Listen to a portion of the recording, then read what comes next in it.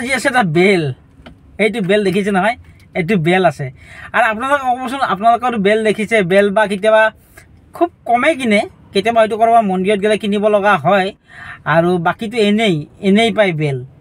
আৰু কিন্তু মই এই যিটো বেল লৈ আছোঁ হাতত, এই বেলটো কিন্তু কোনো এলা বেল নহয়।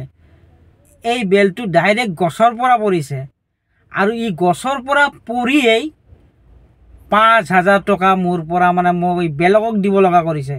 5,000 টকা, যিটো মই 5,000 টকা নিদিলে নহ'বই। সেয়েহে সম্পূৰ্ণ ভিডিঅ'টো চাওক, আৰু কেনেকৈ মই 5,000 টকা দিব লগা হ'ল সকলো কথা মই আপোনালোকক কৈ আছোঁ। তো শুনক। আজি প্ৰায় ৰাতিপুৱা 9 মান বাজিছিল। 9 মান বাজোতে মোৰ দাদা এজনৰ ঘৰৰ আগত বেলগছ আছে, আৰু থাকে তাত, আৰু সদায় আমি গৈ বহোঁ, বা কেতিয়াবা কাৰোবাৰ গাড়ীও ৰাখে, কিবা ৰাখে। মই মাত্ৰ 2 মিনিটৰ কাৰণে দাদাজনৰ লগত কথা পাতি আছিলোঁ, আৰু কথা পাতি থাকোঁতেই কি হ'ল জানেনে?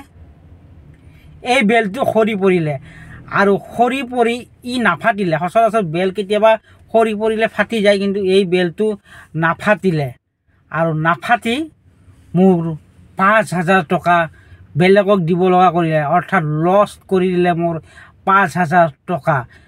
তো কেনেকৈ লছ কৰিলে দেখা পাইছে? কি দেখা পাইছে? এইফালে মানুহ গৈ আছে, আগত এখন গাড়ী ৰখি আছে। এই গাড়ীখন ৰখিলে জানো মোক মানে এই বেলটোৱে 5,000 টকা খৰচা কৰিব বা কাৰোবাক দিব লাগিব? নহয়, তেনেকুৱা একো নহয়। কিন্তু আপোনালোকে এইটো চাওক, এইয়া এই বেলটো পৰিছে মোৰ গাড়ীৰ ওপৰত। মই ৰখাই থোৱা গাড়ীখনৰ ওপৰত বেলটো পৰি গৈছে, আৰু পৰি যোৱাৰ কাৰণেই এতিয়া মই ভৰিব লাগিব প্ৰায় 5,000 টকা। এই গ্লাছখন এতিয়া মই চেঞ্জ কৰিব লাগিব, আৰু চেঞ্জ কৰোঁতে এতিয়া মোৰ 5,000 টকা খৰচ হ'ব। গতিকে সেয়েহে এই বেলটোৰ দাম মই 5,000 টকা বুলি ইয়াক ভাবিবৰ কাৰণে বাধ্য হ'লোঁ। কাৰণ ই যদি গছৰ পৰা নপৰিলে হয়, তেতিয়াহ'লে মোৰ 5,000 টকা আজি খৰচ নহ'ল হয়। আৰু সেইখিনি জেগাত সচৰাচৰ গাড়ী প্ৰায় থওঁ, আৰু বহুত বেল আছে, বহুত আছে, আৰু বহুখিনি ঠাই আছিলে। কিন্তু তথাপিতো নাজানো মোৰ দিন বেয়া নে কি ভাল, মইতো বেয়া বুলিয়ে ক'ব লাগিব, যিহেতু 5,000 টকা খৰচ হ'ব আৰু মোৰ গাড়ীতে পৰি গ'ল। অৱশ্যে এই বছৰটো মই নাজানো, এই বছৰটো মোৰ গ্লাছ ভাঙাটো বহুত হৈ আছে। মাজতে কেইদিনমান আগতে মোৰ যিখন টিপাৰ আছে, টিপাৰখনত দুবাৰকৈ গ্লাছখন ভাঙিছে, আৰু ঠিক আজিও গ্লাছ ভাঙিল। কি হৈ আছে নাজানো, আৰু কিন্তু উপায় নাই, ভাঙিছে যিহেতু এতিয়া বনাবই লাগিব।